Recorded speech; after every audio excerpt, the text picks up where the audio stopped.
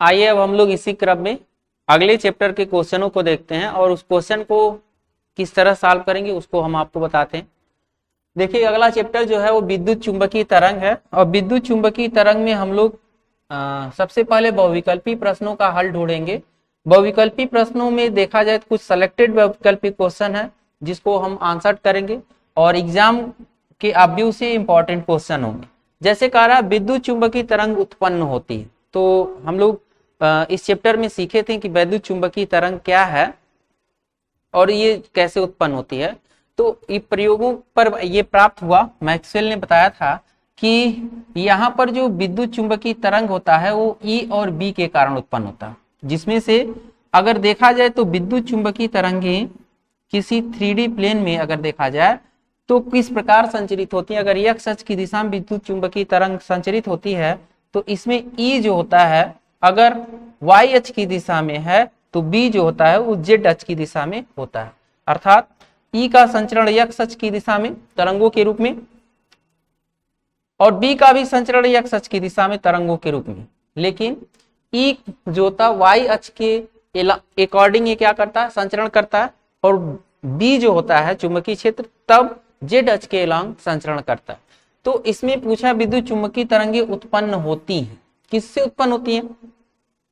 तो देखा जाए ये संचरण का मतलब ये है कि संचरण होने का मतलब स्थिर आवेश नहीं होना चाहिए, नियत वेग भी नहीं होना चाहिए, है ना, और आवेशहीन कण भी नहीं होना चाहिए। होना क्या चाहिए? त्वरित आवेश। जो त्वरित आवेश होता है उसी कारण विद्युत चुंबकीय तरंग उत्पन्न होता है। तो इसका ऑप्शन हम लोग त्वरित आवेश रखेंगे। आगे देखते हैं क्वेश्चन। तारा विद्युत चुंबकीय तरंगे विद्युत तथा चुंबकीय क्षेत्र होते हैं। पीछे क्वेश्चन में मैंने आपको दिखाया था विद्युत चुंबकीय तरंगे जो होती हैं यहाँ पर E और B परस्पर एक दूसरे को, Y और Z क्या है, परस्पर एक दूसरे के लंबवत हैं, तो हम कह सकते हैं परस्पर लंबवत होती हैं। और दूसरी चीज अगर देखा जाए तो ये कला में समान होते हैं, ठीक ना, कला में क्या होते हैं, समान होते हैं। तो ए ऑप्शन इसका रखेंगे। अगला क्वेश्चन देखते हैं। वैद्युत चुंबकीय तरंगों की प्रकृति होती है। तो वैद्युत चुंबकीय तरंगे, ये तरंग देखेंगे तो ये तरंग क्या है, अनुप्रस्थ है ना। वैद्युत चुंबकीय तरंगे दो प्रकार की होती है, अनुप्रस्थ और अनुदैर्ध्य, है ना। एक होता है ट्रांसवर्स और एक होता है लॉन्गिट्यूडनल। लॉन्गिट्यूडनल में क्या होता है कि तरंग संचरण जो कंपन की दिशा होती है वो तरंग संचरण की दिशा में होता है, जिसे अनुदैर्ध्य बोलते हैं। और ट्रांसवर्स में जो होता है वो तरंग संचरण की दिशा कंपन की दिशा के लंबवत होता है। तो ये कंपन संचरण की दिशा के ये क्या होता है, लंबवत होता है। इसलिए हम कह सकते हैं कि विद्युत चुंबकीय की तरंगों की प्रकृति कैसी होती है, अनुदैर्ध्य होती, सॉरी अनुप्रस्थ होती, ठीक। अगला क्वेश्चन देखते हैं। तरह ई तथा बी वैद्युत चुंबकीय क्षेत्र में परस्पर वैद्युत सदिश तथा चुंबकीय सदिश हो, तो वैद्युत सदिश ई है और चुंबकीय सदिश बी है, तो संचरण की दिशा, चूंकि हम लोग जानते हैं दो वेक्टरों का जो सदिश गुणन होता है या क्रॉस गुणन होता है उसकी दिशा उसके तल के लंबवत होती है ना। तो वाई जेड के तल के लंबवत कौन होगा, एक्स होगा।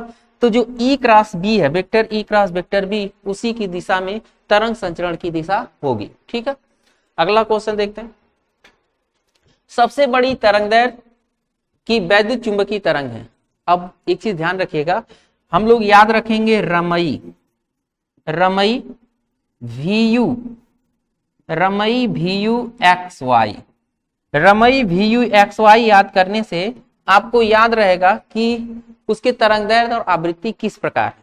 तो ध्यान दीजिएगा, R फॉर होता है रेडियो तरंगे, M फॉर होता है माइक्रो तरंगे, है ना, और I फॉर होता है इंफ्रारेड जिसे अवरक्त तरंगे बोलते हैं, ठीक है।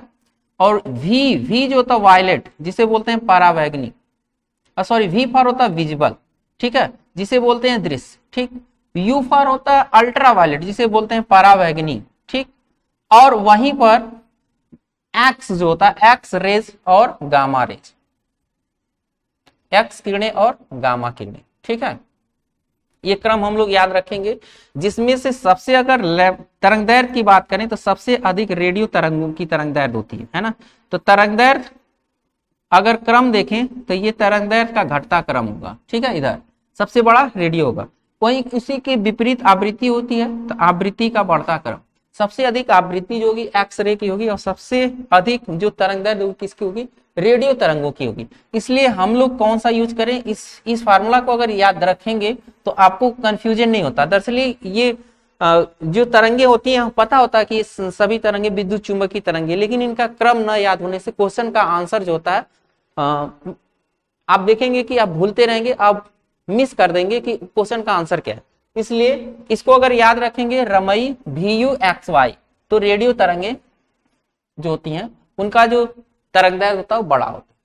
आगे क्वेश्चन देखते हैं, कारण निम्नलिखित में से कौन सी विद्युत चुंबकीय तरंग नहीं है।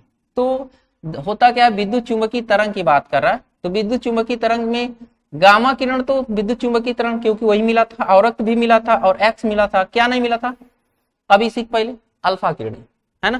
तो अल्फा किरणें विद्युत चुंबकीय तरंगे नहीं होती। आगे क्वेश्चन देखते हैं, करा वैद्युत चुंबकीय तरंगों में किन भौतिक राशियों का दोलन होता है। तो वैद्युत चुंबकीय तरंगों, ये देखिए दोलन किसका हो रहा है, इसी के पहले हम लोग फिगर बनाए थे जिसमें से हमने दिखाया था कौन कौन, ई और बी, है ना। तो विद्युत चुंबकीय तरंगों में वैद्युत क्षेत्र और चुंबकीय क्षेत्र का क्या होता है, दोलन होता है। आंसर मिल चुका है कि विद्युत चुंबकीय तरंगे किन भौतिक राशियों का दोलन होता है, तो आप यहाँ आंसर कर देंगे विद्युत चुंबकीय तरंगों में चुंबकीय क्षेत्र बी और चुंबकीय क्षेत्र वैद्युत क्षेत्र ई का दोलन होता है। आगे का क्वेश्चन देखते हैं, करा विद्युत चुंबकीय तरंगों का स्रोत क्या है ना। तो विद्युत चुंबकीय तरंगों का स्रोत वैद्युत क्षेत्र और चुंबकीय क्षेत्र होता है। ठीक है, अगला क्वेश्चन देखते हैं, विद्युत चुंबकीय स्पेक्ट्रम में सबसे अधिक और कम तरंगदैर्घ्य की तरंगों का नाम बताइए। अच्छा, वही हमने बताया रमई UV XY, इसको याद रखें। तो यहाँ का रहा सबसे अधिक तथा सबसे कम तरंगदैर्घ्य, सबसे अधिक किसका, रेडियो का, रेडियो तरंगों का क्या है सबसे अधिक तरंगदैर्घ्य है, और सबसे कम किसका है, गामा किरण का, है ना, सबसे कम गामा किरण का। ठीक, अगला क्वेश्चन इसी क्रम में देखते हैं, इसमें कहा जा रहा है कि 10,000 एंगस्ट्रॉम तरंगदैर्घ्य विद्युत चुंबकीय क्षेत्र किस क्षेत्र में आती है। तो इसको आप याद रखेंगे, ये इंफ्रारेड क्षेत्र में आती है, इंफ्रारेड जिसे बोलते हैं अवरक्त क्षेत्र, क्योंकि दृश्य क्षेत्र लगभग 7,000 एंगस्ट्रॉम तक होता है, 4800 एंगस्ट्रॉम जिसे बोलते हैं 4,000 एंगस्ट्रॉम से 7,000 एंगस्ट्रॉम तक दृश्य क्षेत्र होता है, इसके आगे अवरक्त होता है। तो अवरक्त में अगर देखा जाए तो अवरक्त क्षेत्र वही 10,000 तक होता है। ठीक है, तो 7,000 से ऊपर है तो लिखेंगे 10,000 की तरंगदैर्घ्य किस क्षेत्र में, अवरक्त क्षेत्र में आता है। आगे क्वेश्चन देखते हैं, वैद्युत चुंबकीय तरंगों के आवृत्ति के बढ़ते हुए क्रम को लिखिए। आवृत्ति, जब हम लोग आवृत्ति का बढ़ता क्रम लिखना चाहते हैं तो तरंगदैर्घ्य वही लिखेंगे रमई VU, यू भी नहीं कहेंगे, VU/XY, अर्थात लिख लीजिएगा रेडियो तरंगे, रेडियो माइक्रो तरंगे, उसके बाद अवरक्त तरंगे, I फॉर इंडिगो, इंफ्रारेड अवरक्त तरंगे, V फॉर विजिबल जिसे दृश्य क्षेत्र बोलते हैं, दृश्य प्रकाश भी बोलते हैं, U फॉर अल्ट्रावायलेट का मतलब अवरक्त, है ना, अवरक्त, और X किरणें और गामा किरणें, इतना रखेंगे। ठीक है, ये सब क्या है, स्पेक्ट्रम की आवृत्ति के बढ़ते हुए क्रम में। आगे क्वेश्चन देखते हैं, कारण निम्नलिखित वैद्युत चुंबकीय तरंगों के उनके तरंगदैर्घ्य के बढ़ते हुए क्रम में लिखिए। तरंगदैर्घ्य का बढ़ता हुआ क्रम, तो हम लोग ये याद रखेंगे रमई VU/XY। तो तरंगदैर्घ्य सबसे बड़ा बढ़ता क्रम है, छोटा क्या है, माइक यहाँ मिल रहा है एक्स, ये देखिए पहले पे इसको रखेंगे एक्स को, नहीं, तरंगदैर्घ्य के बढ़ते हुए क्रम में रखना है तो सबसे बड़ा क्या होता है, रेडियो होता है, रेडियो को यहाँ लिख लेंगे, उससे बाद उसके नीचे रेडियो से नीचे कौन होता है, इसमें देखते हैं एक्स, माइक्रो तरंगे, माइक्रो लिखेंगे, और पुनः एक्स वाई और गामा, तो एक्स को लिखेंगे और गामा, तो लिखेंगे गामा किरणें, एक्स किरणें, सूक्ष्म तरंगे और रेडियो तरंगे किस क्रम में हो जाएंगे, तरंगदैर्घ्य के बढ़ते हुए क्रम में हो। आगे क्वेश्चन देखते हैं, करा एक्स किरण के प्रमुख 2 गुण और उपयोग लिखिए। देखिए एक्स किरणों का जो तो प्रमुख गुण है वो क्या होती है, ये एक्स किरणें विद्युतीय क्षेत्र और चुंबकीय क्षेत्र में प्रभावित नहीं होती। एक्स किरणें जो होती हैं वो विद्युतीय क्षेत्र और चुंबकीय क्षेत्र में प्रभावित नहीं होती हैं। और पहला ये लिखेंगे, दूसरा लिखेंगे कि एक्स किरणें प्रदीप्त उत्पन्न नहीं करती, प्रदीप्त उत्पन्न नहीं करती। ठीक, ये दो गुण लिख देंगे। और ऐसे भी लिख सकते हैं एक्स किरणें प्रोटॉनों के चलने के मार्ग हैं, है ना, या धनावेशों के चलने के मार्ग होते हैं। आगे का रहा उपयोग लिखिए। तो देखिए होता क्या है कि वैज्ञानिक अनुसंधान में एक्स किरणों का उपयोग करते हैं। पहला ये लिख सकते हैं आप, वैज्ञानिक अनुसंधान। और देखते हैं कि हम लोग एक्सरा अक्सरा कराते हैं, इसका मतलब अनुसंधान के साथ साथ, वैज्ञानिक अनुसंधान के साथ साथ इसका क्या उपयोग है? इसका उपयोग हम लोग देखते हैं, इसका उपयोग है जो डॉक्टर्स होते हैं वो भी इसका उपयोग करते हैं, है ना। डॉक्टर का मतलब चिकित्सा उपचार में भी कर सकते हैं। ठीक, एक्स किरणों का उपयोग होता है। अगला क्वेश्चन देखते हैं, करा विस्थापन धारा क्या है? विस्थापन धारा क्या है इसका सूत्र लिखिए, और एम्पियर मैक्सवेल का परिपथीय नियम का सूत्र लिखिए। दो चीजें लिखना है। तो विस्थापन धारा क्या होता है? देखा गया कि जो धारा क्या होती है, जब हम लोग परिवर्ती वैद्युत क्षेत्र रखते हैं तो परिवर्ती वैद्युत क्षेत्र के कारण एक प्रकार की परिपथ में धारा उत्पन्न होती है, जिसे हम लोग विस्थापन धारा कहते हैं। वैसे विस्थापन धारा के बारे में चूंकि छोटा क्वेश्चन है तो इस छोटे आंसर में लिखेंगे, लेकिन विस्थापन धारा का एक बड़ा स्वरूप है, कैसे इसको उत्पन्न करते हैं वो अलग है। लेकिन आप छोटे रूप में आप ऐसे लिख सकते हैं कि किसी परिवर्ती वैद्युत क्षेत्र के कारण उत्पन्न धारा जो होता है उसे विस्थापन धारा कहते हैं। इसे आईडी से प्रदर्शित करते हैं। आईडी की जो वैल्यू होती है वो epsilon 0 d phi upon d t के क्या होता है? बराबर होता है। विस्थापन धारा का कहा सूत्र लिखिए, तो आईडी की value epsilon 0 d phi upon d t के बराबर होता है। एम्पियर मैक्सवेल का परिपथीय नियम, ये जिस तरह से हम लोग पढ़े थे किसका, गॉस का प्रमेय, उसी तरह से एम्पियर मैक्सवेल का परिपथीय नियम ये कहता है वेक्टर बी डॉट जो डीएल होता है वो उसकी वैल्यू म्यू 0 गुना होती है किसका? चालन धारा, एक होता है आईसी और एक होता है विस्थापन धारा आईडी के योग की म्यू 0 गुना होता है। एम्पियर मैक्सवेल समीकरण के परिपथीय नियम का जो सूत्र है closed integration vector B dot DL equal to mu 0 IC plus ID. आगे क्वेश्चन देखते हैं, करा विद्युत चुंबकीय तरंगों के उस लक्षण का नाम बताइए जो रेडियो तरंग क्षेत्रों में पराबैंगनी की ओर जाने पर क्या होती हैं? या तो बढ़ती या तो नियत रहती। तो हमें पता है कि जब हम लोग विद्युत चुंबकीय तरंगों का जो क्रम है रमई यू भी एक्स वाई, इसमें से रेडियो तरंगों से पराबैंगनी की ओर, रेडियो तरंगों से पराबैंगनी की ओर जब बढ़ते हैं तो क्या बढ़ता है? तो ये ध्यान रखेंगे, तरंगदैर्घ्य घटता है अर्थात आवृत्ति बढ़ता है। आवृत्ति क्या होता है? बढ़ता है। क्या नियत रहता है? एक चीज ध्यान रखेंगे, तरंगों की चाल नियत रहती है। तरंगों की जो चाल होती है वो क्या होती है? नियत रहती है। ठीक है, अगला क्वेश्चन देखते हैं, करा मुक्त आकाश में 3 × 10⁻19 हर्ट्ज आवृत्ति की विद्युत चुंबकीय तरंग का तरंगदैर्घ्य ज्ञात कीजिए। अच्छा, तो मुक्त आकाश में 3 × 10 आवृत्ति दिया है क्या? एफ की वैल्यू 3 × 10⁻19 हर्ट्ज एचटीजेड है ना। तो आवृत्ति की विद्युत चुंबकीय तरंग का तरंगदैर्घ्य ज्ञात कीजिए। चूंकि हम लोग जानते हैं जो सी बराबर होता है वो एफ लैम्डा के बराबर होता है। तो लैम्डा बराबर प्रकाश की चाल आवृत्ति गुणे तरंगदैर्घ्य, तो लैम्डा बराबर सी बटे एफ लेंगे। और प्रकाश की चाल होता है 3 × 10⁸ मीटर पर सेकेंड, और ये 3 × 10⁻19, 3 से 3 कट जाएगा, ये 19 ऊपर जाएगा ना। तो कितना हो जाएगा? 10⁻⁻9 है ना, 10⁻⁻9 बचेगा। या इसको लिख सकते हैं 10 × 10⁻10। ठीक है, तो ये दरअसल हो जाएगा मीटर में है और इसको एंगस्ट्राम में लिख देंगे तो हो जाएगा 10 एंगस्ट्राम।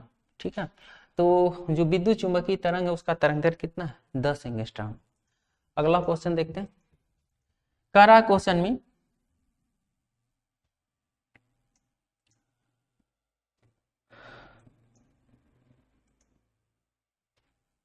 प्रगामी वैद्युत चुंबकीय तरंग का चुंबकीय क्षेत्र का शिखर मान, अर्थात चुंबकीय क्षेत्र का शिखर मान B0 होता है। सॉल्व करेंगे अगर तो तो B0 की वैल्यू करा 1.5 गुणे 10 घाते -8 टेस्ला है। ठीक है, आगे क्या करा, आगे करा विद्युत क्षेत्र का शिखर मान गया कि तो आप एक फार्मूला याद रखेंगे, जो प्रकाश की चाल होता है वो विद्युत क्षेत्र और चुंबकीय क्षेत्र के अनुपात के क्या होता है, बराबर होता है। अगर हम लोग प्रकाश की चाल देखेंगे, प्रकाश की चाल मतलब जो तरंग की चाल होता है वो विद्युत क्षेत्र और चुंबकीय क्षेत्र के अनुपात के क्या होता है, बराबर होता है। तो अगर ये बराबर है तो हम क्या करेंगे, C = E0 की वैल्यू निकालना है तो E0 = लिख सकते हैं C × B0। C की वैल्यू दिया है कितना, C की वैल्यू प्रकाश की चाल 3 × 10 घाते 8 और B0 की वैल्यू 1.5 × 10 घाते -8। तो 10 घाते 8 प्लस माइनस खत्म, 15 × 45, तो कितना हो जाए 4.5। और विद्युत क्षेत्र का मात्रक क्या होता है, वोल्ट प्रति मीटर होता है। ठीक है, ये मात्रक लिख देंगे या न्यूटन प्रति कूलम। ठीक, आगे क्वेश्चन देखते हैं। कारण निर्वात में एक आवर्त वैद्युत चुंबकीय तरंग चुंबकीय क्षेत्र वाले भाग का आयाम B0, तो B0 की वैल्यू दे रखा है 510 नैनो टेस्ला। ठीक है, तो इसका मतलब 510 × 10 घाते -9 टेस्ला लिख सकते हैं। ठीक, और कह रहा तरंग के वैद्युत क्षेत्र वाले भाग का आयाम ज्ञात कीजिए। तो अभी जो फार्मूला हम लोगों ने पढ़ा C = E0/B0, E0/B0, तो E0 की वैल्यू पूछ रहा है तो C × B0, C की वैल्यू 3 × 10 घाते 8 × 510 × 10 घाते -9 ले लेंगे, तो 8 घात यहाँ चल जाएगा और ये एक दशमलव ये ले लेते हैं, ये 9 घात हो जाएगा, तो ये 0 और 10 के घाते 8 और 10 के घाते 9 ये कैंसिल आउट, तो 3 × 3 3 × 5 15, 153 वोल्ट प्रति मीटर ले लेंगे। E0 की वैल्यू लेंगे 153 वोल्ट प्रति मीटर। आगे देखिए क्वेश्चन, एक करा समतल वैद्युत चुंबकीय तरंग x दिशा में गतिमान है, आकाश में किसी बिंदु पर इसका चुंबकीय क्षेत्र B की वैल्यू दे रहा है। आकाश में, आकाश मतलब त्रिविमीय क्षेत्र में XYZ प्लेन की बात कर रहा है। ठीक है, तो ये Z डायरेक्शन में है तो E का मान ज्ञात करना, कोई दिक्कत नहीं। X अक्ष की दिशा में गतिमान है, इसका मतलब ये X अक्ष की दिशा में ये चल रहा है, संचरण हो रहा है। Y अक्ष की दिशा में B है तो Z अक्ष की दिशा में कौन होगा, E होगा, है ना। तो E बराबर हम लोग क्या लिखेंगे, E0 = C × B0, C की वैल्यू 3 × 10 घाते 8। ठीक, और B0 की वैल्यू हम लोग ले लेंगे कितना, 1 × 10 घाते -8, ये कट जाएगा तो कितना आएगा 3। E की वैल्यू, E0 वैल्यू कितना मिलेगा 3, और चूंकि हम लोग वेक्टर E की बात करेंगे E0 तो 3, ये इसके Z अक्ष के डायरेक्शन में यूनिट वेक्टर क्या होता है, K होता है। ठीक है, तो हम लोग E0 की वैल्यू लेंगे 3 यूनिट वेक्टर K। ठीक, आगे क्वेश्चन देखते हैं। करा एक वैद्युत चुंबकीय तरंग का दोलित्र वैद्युत क्षेत्र EY की वैल्यू दे रखा है। ठीक, EY की वैल्यू अगर दोलित्र का वैद्युत क्षेत्र EY एक समीकरण दे रखा है, EY समीकरण देखते हैं ऐसे, EY की वैल्यू दे रखा है कितना, 30 sin 2x 2 × 10 घाते 11t + 300 πt πx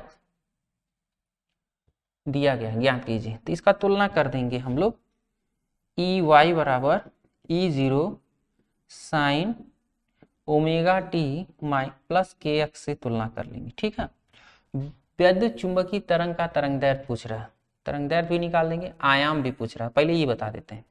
तो दूसरे का आंसर आ गया, आयाम ये इसके बराबर हो जाएगा, तो E0 = हो जाएगा 30 वोल्ट प्रति मीटर आयाम। ठीक, चुंबकीय क्षेत्र का समीकरण, चुंबकीय क्षेत्र का समीकरण अभी हम लोग बता देंगे। सबसे पहले हम लोग क्या पता करेंगे, वैद्युत चुंबकीय तरंग का तरंगदैर्ध्य। तो हम लोग जानते हैं कि जो तरंगदैर्ध्य है कैसे निकालेंगे, तुलना करेंगे तो हम लोगों को ओमेगा की वैल्यू कितनी मिल जाएगी, 2 × 10 घाते 11, और k की वैल्यू कितना मिल जाएगा 300 पाई।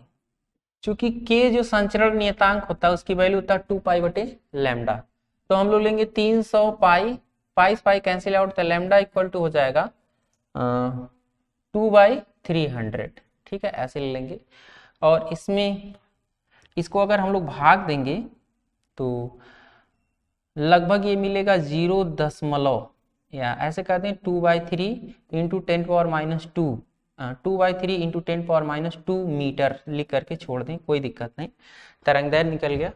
अब पूछ रहा दोलित चुंबकीय क्षेत्र का समीकरण भी लिखिए।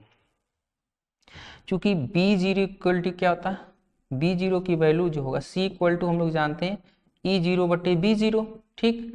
तो B0 बराबर हो जाएगा कितना, E0/C। तो E0 की बदली कितनी 30 है, तो हम लोगों को B0 की वैल्यू यहाँ कैलकुलेट करना होगा 30/3 × 10⁻, कितना 8। तो ये 10 ऊपर 10 बार में कट जाएगा और 10⁻⁻8 हो जाएगा, या 10⁻⁻7 B0 की वैल्यू निकालें। और समीकरण जो होगा वो किस अक्ष में, EY दिया है, तो मान लेते हैं B जो है Z अक्ष की दिशा में, तो B0 sin ωt माइनस या प्लस kx ही लेंगे। तो यहाँ B0 की वैल्यू रख देंगे, चूंकि इसको मान लीजिए Z अक्ष की डायरेक्शन में k है, तो यहाँ B0 की वैल्यू 10⁻⁻7, और ये सारी वैल्यू वही रखेंगे साइन, ये वाली वैल्यू रखेंगे साइन 2 × 10⁻11t प्लस 300πt रखेंगे, ठीक है। और इंटू Z अक्ष की डायरेक्शन मान लेते हैं k है, तो ये B की वैल्यू आ जाएगी। ये अच्छे क्वेश्चंस जो होते हैं अच्छे नंबर देते हैं, इसको इस तरह से सॉल्व कर लें। आगे क्वेश्चन देखते हैं। करा एक समतल वैद्युत चुंबकीय तरंग का वैद्युत क्षेत्र का आयाम 120 न्यूटन प्रति कूलाम है। तो E0 की वैल्यू दे दिया कितना 120 न्यूटन प्रति कूलाम है। आवृत्ति करा ओमेगा की वैल्यू दे रखा, आवृत्ति सॉरी F की वैल्यू रखा है कितना 50 हर्ट्ज है, ठीक। EB के लिए समीकरण प्राप्त करिए, ठीक है। E इक्वल टू, तो ओमेगा बराबर क्या होगा 2πf होगा, है ना। तो यहाँ से ओमेगा की वैल्यू हम लोगों को मिल गया, F की वैल्यू रखेंगे तो 50 दूना 100 पाई, है ना, 100 पाई रेडियन पर सेकेंड भी लिख सकते हैं, इसका मात्रक होता है, ठीक। अब देखिए W की वैल्यू मिल गया। अब W की वैल्यू अगर मिल गया तो हम लोग समीकरण जानते हैं E equal to E0 sine omega t plus kx या माइनस kx जो भी ले लें, प्लस kx ले लें। तो E0 तो पता है, साइन ओमेगा t भी पता है, ठीक ना, ओमेगा t भी पता है। तो हम लोग लिखेंगे E equal to E0 sine, sorry E0 की वैल्यू रख देंगे 120 साइन ओमेगा की वैल्यू 100 पाई t। अब बात आती है k का मान कैसे निकालें। k की वैल्यू जो होता है ओमेगा बटे c के बराबर होता है। तो k ओमेगा का मान है 100 पाई बटे c का मान होता है 3 × 10⁸, है ना। तो यही वैल्यू हम लोग रख देते हैं 100 पाई या 10⁸ ऊपर ले जाएं तो π/3 2 घात खत्म हो जाएगा, तो 10⁻⁻6x इतना लिख दें। तो ये किसका समीकरण मिल जाएगा, E का समीकरण मिल जाएगा। अब हमको आवश्यकता है B के समीकरण के लिए, B equal to B0 sine omega t plus kx ले लीजिए, ठीक। और B0 कैसे निकालेंगे, तो हम लोग लिखे हैं B0 बराबर E बटे C, E0 बटे C। E0 की वैल्यू कितना 120, C का मान है 3 × 10⁸, 3 चौक के 12 40 होगा, एक घात 7, हाँ 8 घात ऊपर माइनस हो जाए तो 4 × 10⁻⁻7 ले लेंगे टेस्ला, ठीक। इतना चुंबकीय क्षेत्र होगा। अब समीकरण में रख दें तो B equal to 4 × 10⁻⁷ sine omega t का मतलब 100 पाई t, और यहाँ से प्लस π/3 इंटू 10⁻⁻6x। ये किसका समीकरण हो जाएगा, चुंबकीय क्षेत्र का समीकरण हो जाएगा। और ये किसका हो जाएगा, विद्युतीय क्षेत्र का समीकरण हो जाएगा। अगर मान लीजिए संचरण किस दिशा में, x अक्ष की दिशा में हो रहा, तो इसको j अगर लेंगे तो इसको k लेना पड़ेगा, ठीक है। ये आंसर हो।